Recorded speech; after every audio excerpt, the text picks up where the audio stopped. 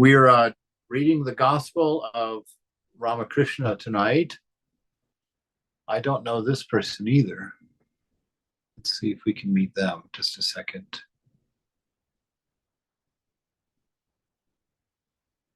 Where'd they go?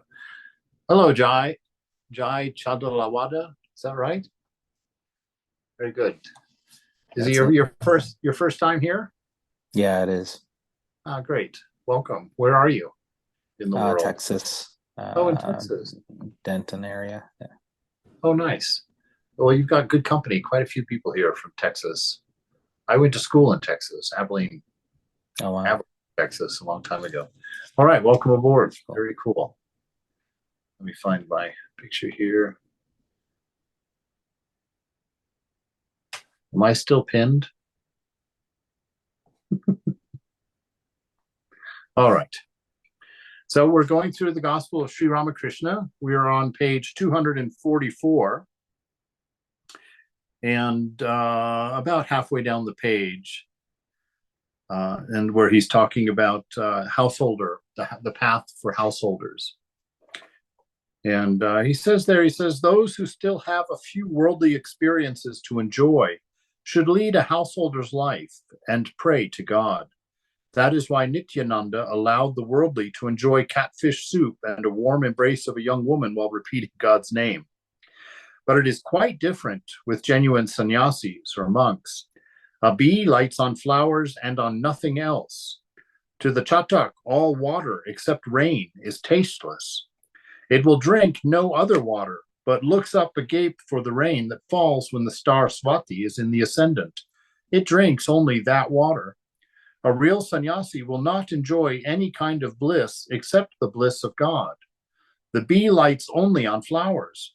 The real monk is like a bee, whereas a householder devotee is like, don't be offended. The householder devotee is like a common fly, which lights on a festering sore as well as on a sweetmeat.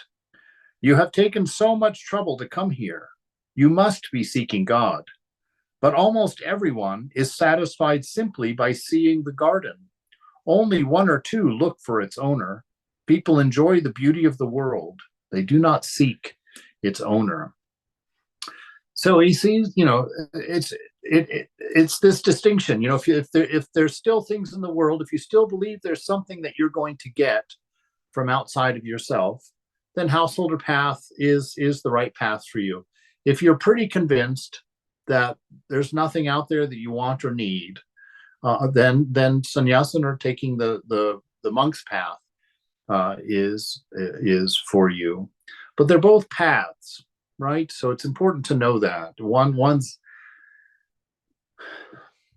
I always struggle with that idea, one being better than the other. I think in practice, we honor each other. You can't have monks without householders, and really you can't see the ideal as clearly if there were no monks. And so everybody's path is essential, and everybody's path is important, and everybody's path leads to the beloved, to the divine. And so the monks do it in a more focused way, with their renunciation being external. They're pushing everything in the world that could distract them, trying to push them away. And householders are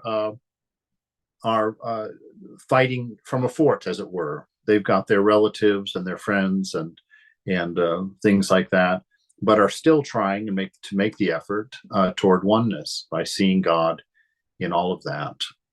And so Swami Prabhupada told me that was one of the differences. He told me actually two differences that are at the top of my head. One of the differences in the two paths, he told me, he says, for householders, it's fine to do your practice and kind of let things fall off as they fall off.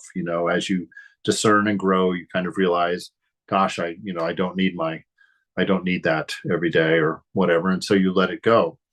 He said, but the monk has to burn things out through sadhana, so you don't wait for things to drop off. You renounce them and burn them out through your practice, through your sadhana, through your single-mindedness. The other difference, he said, was that for all paths, all religion actually has one fundamental function, and that is to break ego, because ego is what prevents us from seeing unity. It's what prevents us from seeing God in the moment. It's ego that makes us see the disparate objects of the senses and to see everybody as individuals. It's the ego that places things inside and other things outside. And he was saying that that this breaking of the ego for the monk happens, by pushing everything away and being in solitude. And then once you've kind of established an equanimity within yourself, then you start bringing everything forward so that you have the whole world becomes your family. Everybody becomes your mother. Everybody becomes your brother. Everybody becomes your child. So that was the monk's perspective. So he pushes everything hands distance apart, or arms distance away, as it were, to get an equanimous feeling toward everyone, and then slowly brings everybody closer and closer and more intimate as they grow. The householder, on the other hand, breaks their ego in the opposite way, in the sense that they start out alone and their ego is about themselves, well, like all of us are, taking care of my body, take care of my needs, my desires, my life. And then the householder gets married. And now, by necessity, he has to learn to compromise, because now he's got two people involved in his or her sense of self. And so through that practice, they learn to break down their own egos, their own sense of me and mine. And then they have children. And suddenly, depending on the number of children, that ego has to expand to include all of those people in their sense of self. They have to consider all of those people when they're fulfilling a desire or making a plan or whatnot. And then those children will have friends. And, those children will grow up and have wives and husbands. And so it's a continual expansion of the sense of self until we get the idea that it is God in all that we love. And that's the Vedanta, really, is looking through everything that we enjoy in the world and understanding that it is because of the nature of God in any object that it becomes attractive to us. And so we look through objects, we look through experiences, we look through our relatives at God standing behind them. And so that's just a little bit of insight there from Swami Prabhupada with this idea of the difference between householders and monks. I guess Ramakrishna also talks about the householder's renunciation is internal, which means you're not going to go wandering in the Himalayas, because you live in your house, but you renounce the house inwardly, meaning you recognize and work with the idea that the house belongs to the beloved and not to you, that the children belong to the beloved. He says, as a householder, you work like a maid in a rich man's house. You may have to take care of the children. You may have to raise them. And while you are doing that, you take them as your own children. But you understand at the end of the day that you go home to your own children, that these children are not yours. And so he says householder life is learning to live like that, so that everything that you own, you see it as belonging to the divine, and you use it for divine purposes, unselfish purposes. You don't, at least you make the effort not to build your sense of I on things that you own, things that you live in. So people enjoy the beauty of the world, but do not seek its owner. And if you do that, if you live in the world and you enjoy the world as the world, it produces karma. And that karma feeds ego. And ego takes charge of that karma and holds it against you and makes sure that you pay it. But it prevents you from growing, not prevents you from growing, because you'll grow even in that. But it prevents you from being able to enjoy the world without getting caught in it, which is what Vivekananda made a point of. So when you look at a beautiful mountain scene, you shouldn't love the mountains for that. You should love God for that. You should understand that you are able to see beauty because God, which is beauty, dwells within you. And so you allow the things that you enjoy in the world, you allow the things that you love in the world to take your mind to God. And your discernment is about finding the name of God that's hidden in all of your objects of desire. And to come to the understanding that we don't love objects for the object's sake, We love it because somewhere tucked in that object, we have placed a name or a characteristic of the beloved. And that is what attracts us to that object. And so the task is to separate that out and love God and God alone in the end, or to realize that we have always only loved God and God alone. We just were deluded into thinking that we loved ice cream and cars and nice shoes. So people enjoy the beauty of the world. They do not seek its owner, pointing to the singer. A little while ago, he sang a song describing the 6 centers, the 6 chakras, the yogic centers. These are dealt with in the yoga. There are 2 kinds of yoga, Hatha yoga and Raja yoga. The Hatha yogi practices physical exercises. His goal, to acquire supernatural power, longevity, and the 8 psychic powers. These are his aims.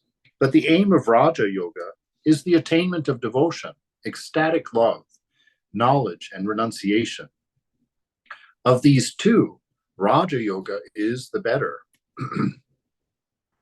There is much similarity between the 7 planes described in the Vedanta and the 6 centers of yoga. The first 3 planes of the Vedas may be compared to the first 3 yogic centers. Excuse me. Namely, the Muladhara, the Svadhisthana, and the Manipura. With ordinary people, the mind dwells in these 3 planes, at the organs of evacuation and generation, and at the navel. When the mind descends to the 4th plane, the center designated in yoga as anahata, it sees the individual soul as a flame. Besides, it sees light. At this, the aspirant cries, "Aha! What is this? What is this?"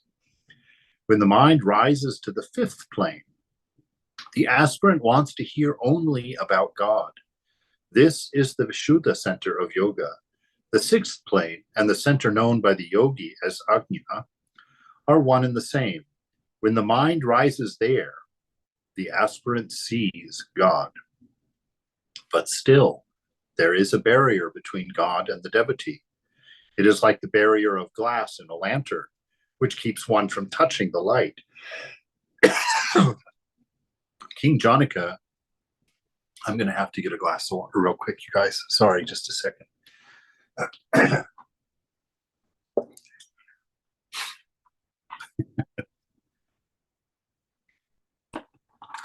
Either that or I'm going to continue to turn redder and redder and redder in front of you.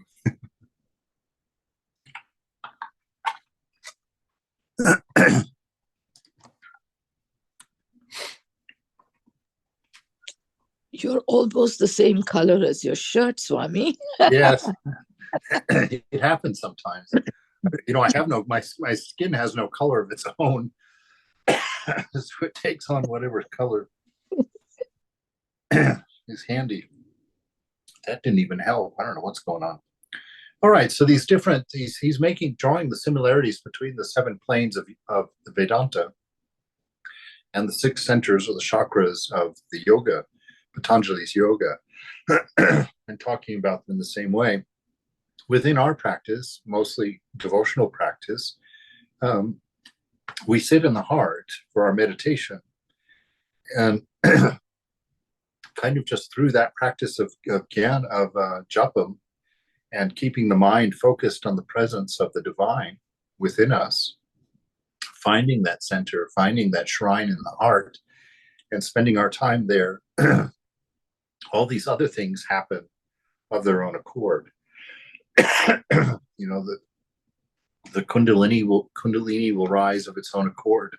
The mind will become established of its own accord.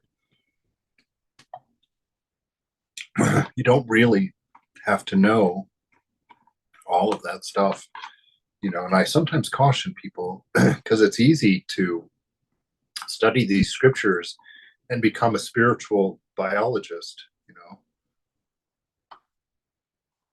to know all about, you know, all of the different spheres and the different centers and the layers of the onion and all of these things, and you can become very educated in them. You can spend a whole lifetime studying them all and forget the one essential thing, which is love for love, love, love for God, and love for everything in the creation by nature, knowing your nature as divine in there. So they're all paths, they're all ways of doing it, and it's based on disposition, between you and your guru as to what's going to work best for you. So he says, when the mind rises to the fifth plane, the aspirant wants to hear only about God. And this is when you've established yourself in the heart, where that presence, the presence of the beloved, brings a sense of bliss, reveals, is a better way of saying it, reveals a sense of bliss that has always been there. And you begin to enjoy that silence, that stillness. And when you're in situations that pull you out of it, you're like, oh, no, I don't want that. I want to stay here. I want to stay in the heart. And so that's what he's talking about. When the mind comes to that established, we call it the fifth plane, but when it becomes established in the shrine of the heart, you have a wonderful sense of constant bliss that's not caused. It's not because of conditions and circumstance. It comes from your nature. It's what you are, and it's the Ananda of Sat Chit Ananda. And so, you get protective of that. You don't want to be drawn out. But of course, the longer you learn to see and observe from that perspective, the fewer things can pull you out. And so ultimately, you realize that everything is divine. And so you're able to see it from that perspective, and nothing is able to pull you out of that constant communion with the divine.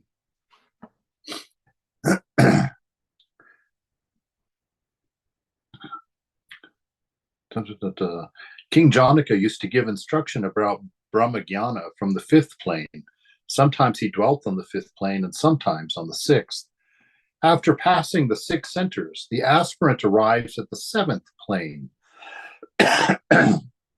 Reaching it, the mind merges in Brahman. All right. And so Thakur says that pure mind, the mind with no sense of me and mine, and Brahman are identical, right? And so that's still mind with no thought in it, no wave caused by a wrong idea of self. That pure mind and the oneness are the same, Brahman. And that the mind with those waves is this manifest world. When there's thoughts in the mind, there's consciousness. That pure awareness becomes consciousness when there's objects or waves in the mind. And then when there's identity with the waves in the mind, there's universe and multiplicity. And we see everything as separate. We see what we see now. This is Maya. We form an ego, an island that's sort of between noisy mind and God, as it were. And we established a sense of I there, where God was the only real existence.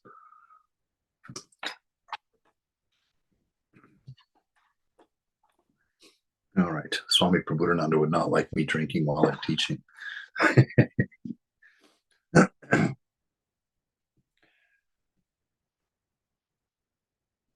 All right.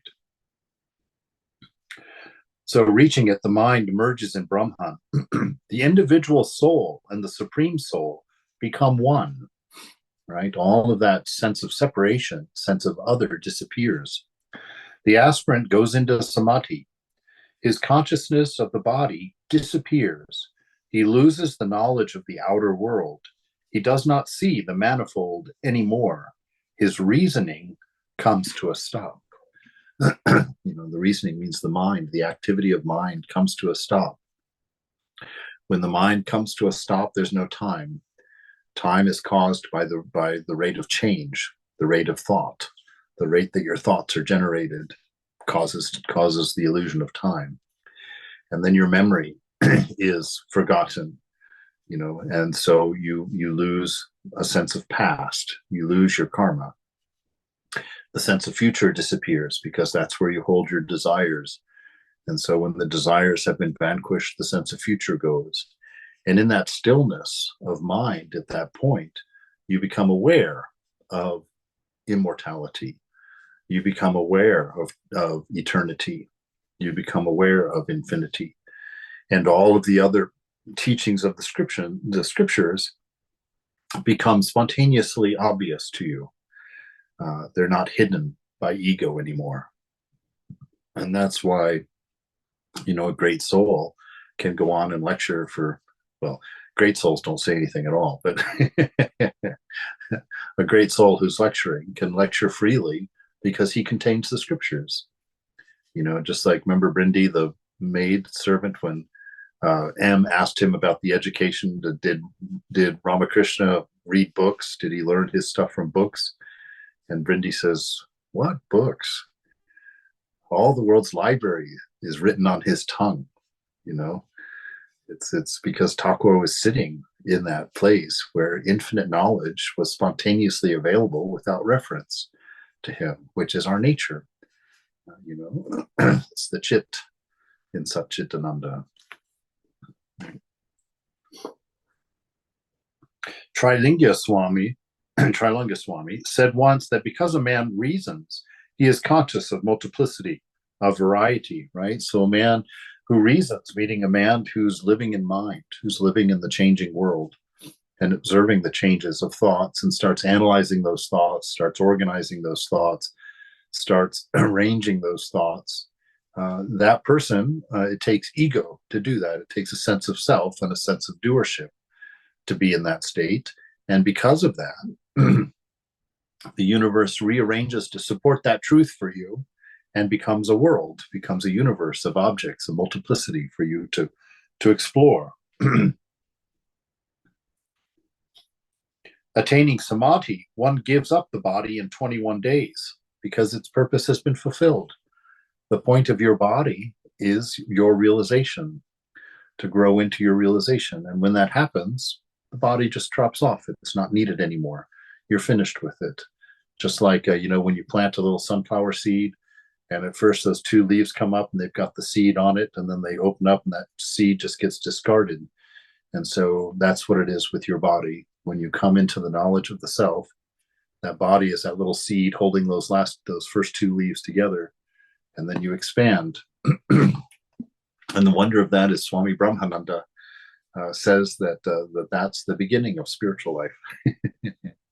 So samadhi is the beginning, not the end, like we think, because God is infinite. And I always like to just complete that thought with understanding what that, not understanding, but grabbing a picture of what that means. That you will never stop falling in love with the beloved. You will never stop. You will never reach the limit. God will always do something else or manifest something else or do something else that you can't talk about that's going to make you love her more. And it's just for eternity. It's just you're just going to fall every time you think of the divine. You're going to fall more in love. It's just going to keep going and keep going and keep going. And love is infinite. Beauty is infinite. Wisdom is infinite. And so this is the ride that we're on.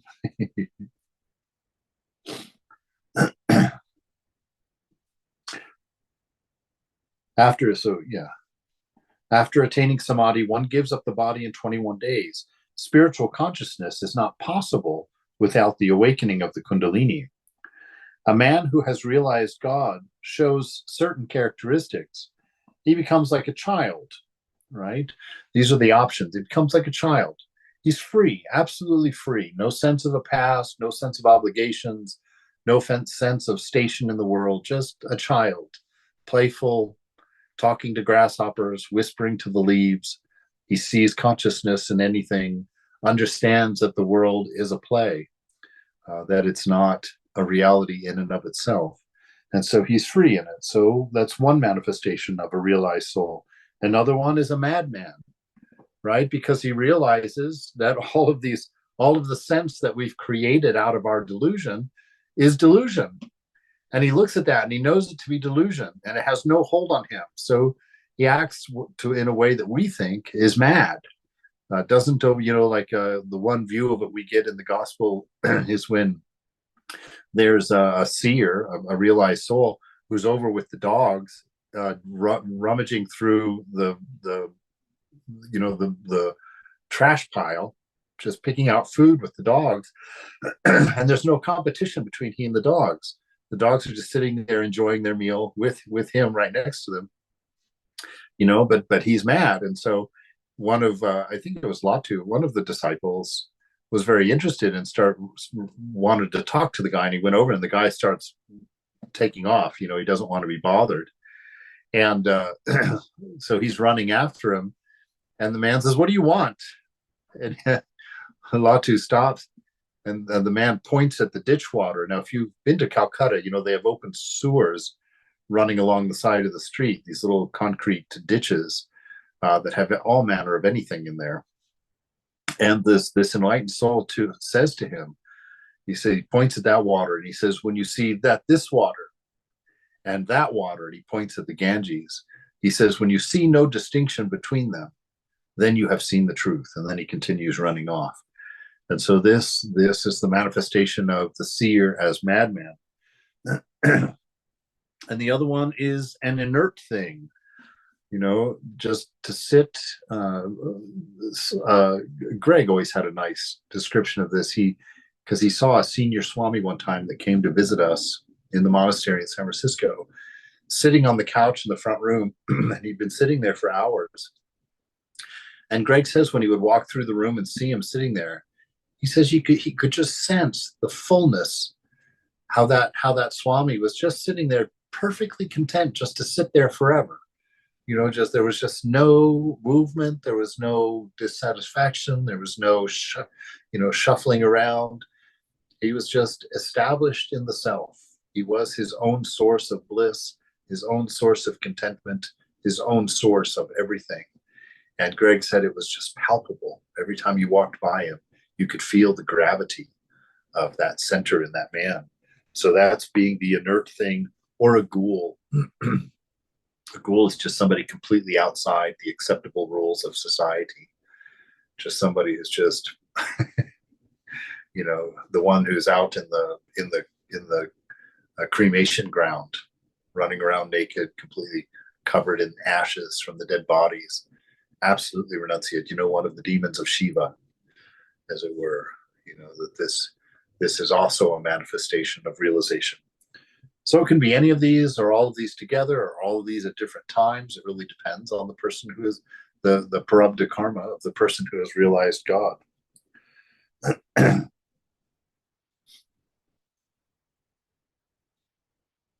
He becomes like a child, or a madman, or an inert thing, or a ghoul.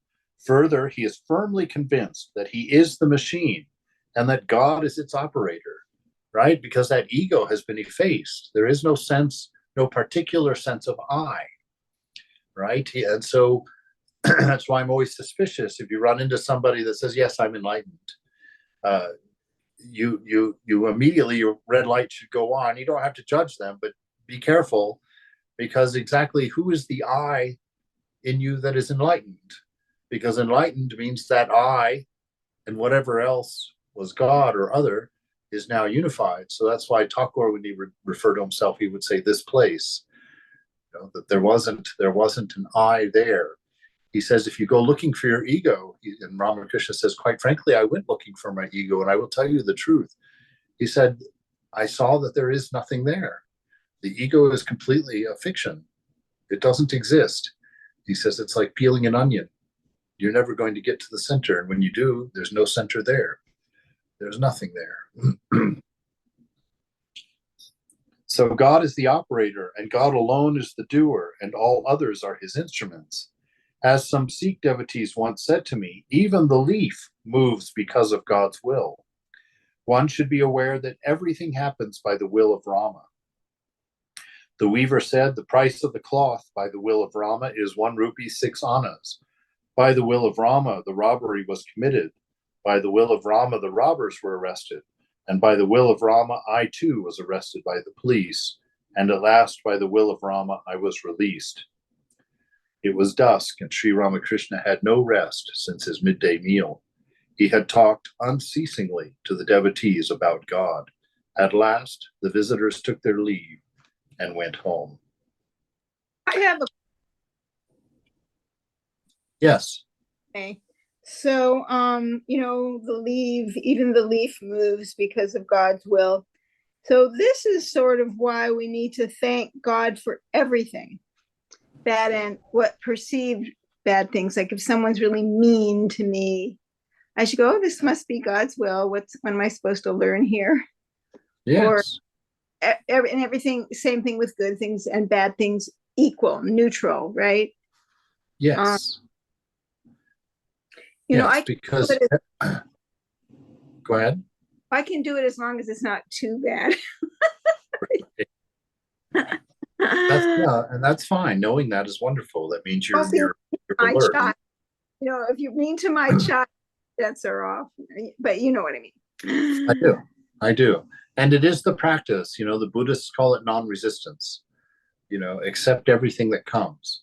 Why do we know that? Why do we accept it? Because we know it's of the nature of love, because that's the nature of the universe. And so we think we stand in that place and we like, okay, why did I just get a snake? And why was that given to me as love? Where do I have to stand in order to see the love in this happening, in this instance? And so that's how we grow. That's how we expand our mind. That's how we become closer to the divine. It also forces you in a way to find your spiritual self, because the spiritual self is the only self that's going to find everything perfect, that everything is as it should be. The body is always going to have a complaint. It's always going to have an ache. It's going to be tired. It's going to be hungry. It's going to be constipated. something always going to be coming up with the body. And with the mind, the same thing. It's going to be in a mood. It's going to be depressed. It's going to be elated. It's going to be all these different states. And so as we practice this non-resistance, eventually we're going to find our identity with the self, because that's the only place where everything is perfect, where everything is as it should be. That is the divine perspective within us. And so through the practice of non-resistance, through the practice of accepting all the good and all the bad that happens to us, one of the ways that I've used this is when I'm working with troublesome people, and they get on your last nerve, as it were. And to just always ask yourself, when someone annoys you or someone bothers you, always ask yourself, who is there to bother and who is there to be bothered, right? Because I always assume that if somebody's bothering me, that basically is the Divine Mother putting her finger on my boundary of ego, my sensitivity, putting her finger there and making it hurt. So she makes this person bother me, so that I become aware of where my boundary is, so that I can expand it. I become aware, look, I've drawn a line there, and this person has crossed it, but there is no line, and there's no difference. So who is there to bother and who is there to be bothered? So if you can remember to ask yourself that question anytime somebody annoys you, it might help. It might help. And this idea of God as doer and us just being instruments, this is not metaphorical. This is the truth. And it seems almost impossible to be so. But even science is arriving at that conclusion, that there is no free will, they're saying, that I really have to dig up this article because I referred to it now 4 or 5 times without remembering where it is. But they did some studies where they showed that your mind has made a decision a couple of seconds before you become consciously aware of what that decision is.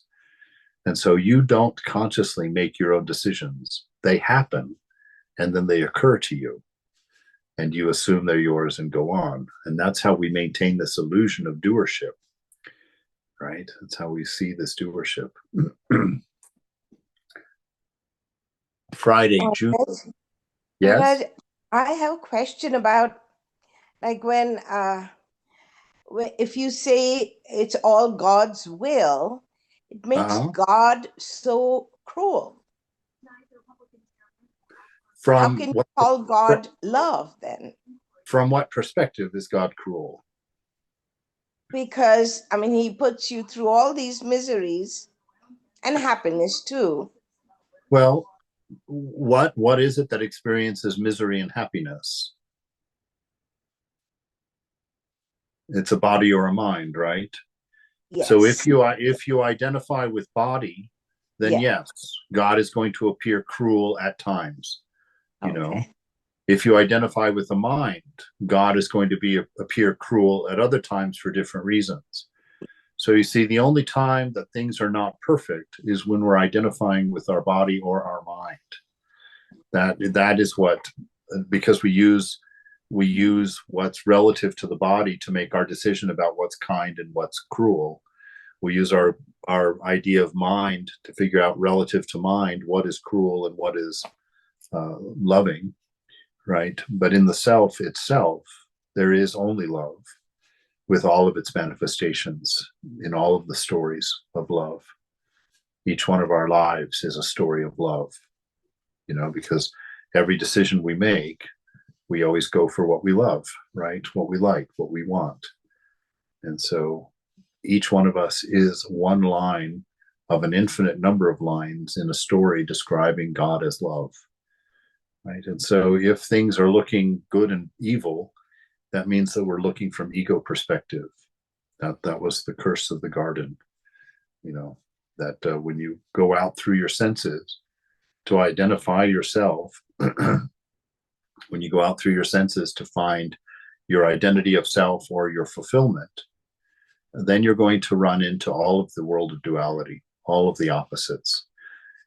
That's egoism. And that is actually what the fruit of the knowledge of good and evil was in the garden, is egoism, or what that fruit caused, whatever that fruit might have been, causes egoism. And from the egoistic perspective, yes, God can be a real booger sometimes, right? But it's actually because of our misunderstanding of our nature. To make it easier, not necessarily more acceptable, because these are things we have to wrestle with. But look at your dream last night. Somebody could have been very cruel in your dream, but who was there to be cruel to who? Right? Because you understand that you are everything in your own dream. And so, yes, I've had gang members chasing me down city streets with the intent to kill me in my dreams when I was in high school for some reason. And but who was chasing who? Who was in danger, and who was in danger of what? Because in that sense, we understand that we are everyone in the dream. And so when we wake up, we're not interested in seeking justice for what happened in the dream. We don't call the police because somebody was offended or somebody was violated in the dream. We understand its nature. Oh, it's a dream. Nobody was hurt. None of that really happened. And so in one sense, in this world, this is also the state. God has become all of us and all things. And so it is God that is suffering, and it is God who is laughing, and it is God who is weeping, and it is God all. The sense of I, the ego, like Ramakrishna says, cannot be found. It's a figment of your imagination, your egoism. So that's hard to follow or hard to accept. And that it also comes with a caution that you shouldn't use it as a line of reasoning until you have seen it, right? It's because until you know its truth experientially, not just mentally, and you treat yourself and your life accordingly. At that point, you can start analyzing the rest of the world according to that truth. But if you do it before then, you can get yourself caught in a whirlpool, right? Because you'll start saying, "Oh, it's that person's karma," or you look at somebody who's suffering and you feel nothing because you're like, "Oh, this is all a dream. It doesn't matter." And if you actually see it that way, you would still, by your nature, alleviate that person's suffering because it's your nature to do that. That's the nature of love. And so if you look at it and you think, oh, God is the doer, it's his fault, it's not my fault, boom, boom, boom, and you do nothing to alleviate you've done nothing to alleviate suffering, then you can know that you've put ego in charge of your mind, right? So what is that, Jai? Don't feel like you So should. no, I mean, I just wanted you to finish your thought. So Uh-huh. what I was asking was, if it's all God's will, right? If there is no experiencer, there's nothing really happening. Who is, or what is the point of striving to, be on the path, or strive, or, to do any practice whatsoever, or like, push yourself to do it? Because I mean, I think it is divinely inspired for most of us. We do it because there's nothing else to do. But is that also God's will? And why doesn't that happen to everyone, I guess?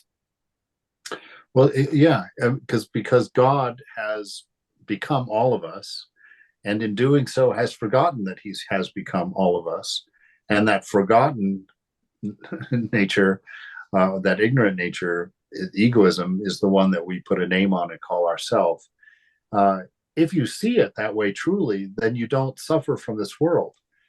You don't get caught in this world. We do it in order to alleviate suffering, because through that knowledge we're free. Until we know of that freedom, we die and we grow old and we suffer. But if you can accept that and see it from the perspective that you're asking from, that's fine. That's a perfectly fine way to do it. I guess I'm just trying to wonder why that's there by design at all. It's, why do we want to get out of suffering? Why is that even a thing? Well, we want to be ourselves, really, is what it's about. We have this impetus within that knows of a perfection, that knows of an ideal that we haven't learned from the world. The world of senses can't provide it. So what we're really looking for is not necessarily the alleviation of suffering. What we're really looking for is the spontaneous manifestation or expression of what we are. Is it just God, playing with himself, essentially? Is that? Yeah, in a sense. Yeah, there's a wonderful story in the gospel that we've read also, where one of the devotees who's been listening, Ramakrishna is talking about, this is all the play of Mother. That Mother is playing all of this, and the devotee says, "Yeah, but her playing is our death." And Ramakrishna smiles and kind of twinkles in his eye and looks at him and says, "Ah, but who are you?" Meaning that you are the Mother looking through your mind and living your karma, but you are her in essence, in reality. And so, yes, it's from a perspective,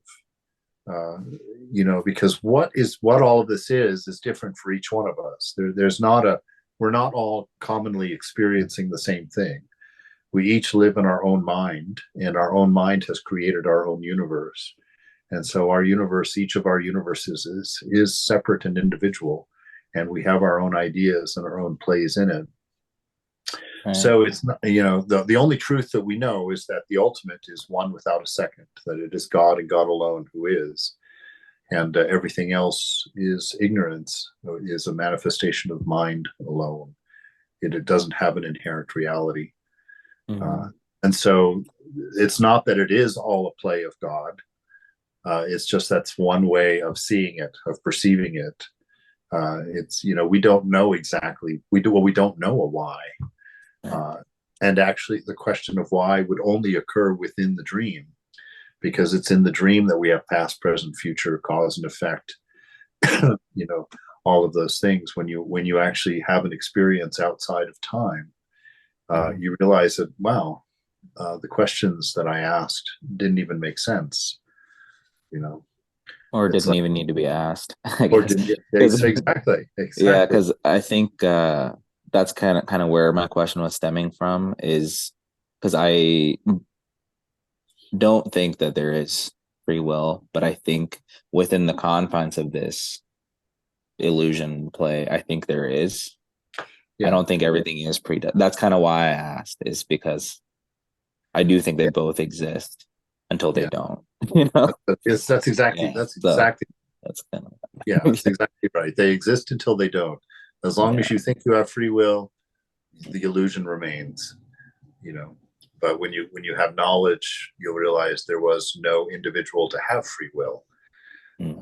That your will was the isness that you always experienced.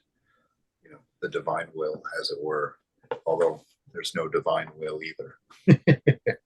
There's just is, just I am. Good stuff, though. Exactly right. Did I hear somebody mutter something there? No, I was excited. He's on. Oh, good. Perfect. All right. Everybody has gone home. It is now Friday, June 15th, 1883. It was a holiday on account of the Hindu religious festival, Dasahara. Among the devotees who visited Shree Ramakrishna at Dakshineshwar that day were Adhar, M, and Rakal's father. Rakal's father's father-in-law was also present. All were seated on the floor of the master's room. Rakal's father's father-in-law was a devotee of God. He asked the master, "Sir, can one realize God while leading the life of a householder?" The master, with a smile, "Why not? Live in the world like a mudfish. The mudfish lives in the mud, but itself remains unstained. Or live in the world like a loose woman." This is why I love Ramakrishna. He's just right there. Or live in the world like a loose woman. She attends to her household duties, but her mind is always on her sweetheart. Do your duties in the world, fixing your mind on God. But this is extremely difficult. I said to the members of the Brahmo Samaj, suppose a typhoid patient is kept in a room where there are jars of pickles and pitchers of water. How can you expect the patient to recover? The very thought of spiced pickles brings water to one's mouth. To a man, woman is like that pickle. The craving for worldly things, which is chronic in man, is like a patient's craving for water. There is no end to this craving. The typhoid patient says, "I shall drink a whole pitcher of water." The situation is very difficult. There is so much confusion in the world. If you go this way, you are threatened with a shovel. If you go that way, you're threatened with a broomstick. Again, in another direction, you're threatened with a shoe beating. Besides, one cannot think of God unless one lives in solitude. The goldsmith melts gold to make ornaments, but how can he do his work well if he is disturbed again and again? Suppose you are separating rice from bits of husk. You must do it all by yourself. Every now and then you have to take the rice in your hand to see how clean it is. But how can you do your work well if you are called away again and again? So he's just making the point, that yes, you can do it as a householder, but you have to have a great deal of discernment going on. You have to you have to constantly work at keeping that awareness alive inside, and that's why he tells you every now and then you have to go into solitude. You have to find out who you are. And the reason for that is the whole world is constantly trying to convince you of being a body and a mind. The whole world is constantly conspiring to create desire in you so that you spend your money, right? So the whole advertisement industry is constantly trying to prove to you that you are not whole, that you need something else, whether it's nail polish, new shoes, a car, an education, whatever it is. All of society is constantly trying to convince you that you need something more and that you are lacking within. And so living in that environment, you have to develop a certain strength, a certain grit, as it were, to stay in the shrine of the heart, to stay in the place that is fulfilled within you, to stay in the place that is blissful, that is content, that realizes that the bodies have come and gone like sand on the seashore. that this moment is eternal. And so he's just saying that, yes, you can realize God, but you have to really want it. You have to want it more than all of the things that are going to parade in front of your senses all day long, every day. And if you think you're going to do that with just 15 minutes in the morning and 15 minutes in the evening, you might. Grace is always there. Mother might just decide. But he's saying, be aware of that and try to live a life as a householder that sees God everywhere, that doesn't take ownership of things and occurrences, but is constantly, however you can do it, constantly aware of the divine presence within. So he's just saying it's difficult, but can be done. A devotee. Well, what then is the way, sir? Master. Well, there is a way. One succeeds if one develops a strong spirit of renunciation.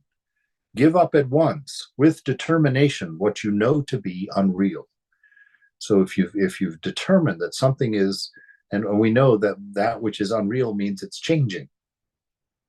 So that which is changing is unreal. That which is unchanging alone is real. So when you determine something to be unreal, renounce it. Do away with it. Once when I was seriously ill, I was taken to the physician Ganga Prasad Sen. He said to me, I shall give you a medicine, but you mustn't drink any water. You may take some pomegranate juice. Everyone wondered how I could live without water, but I was determined not to drink it. I said to myself, I am a Paramahamsa and not a goose. I shall drink only milk. You have to spend a few days in solitude. If you but touch the granny, if you but once find this secret shrine within the heart where your bliss flows constantly uncaused, if you can just touch that place once for a split of a second, you're safe. Turn yourself into gold and then live wherever you please. After realizing God and divine love and solitude, one may live in the world as well. To recall's father. That is why I ask the youngsters to stay with me, for they will develop love of God by staying here a few days. After that, they can very well lead the life of a householder.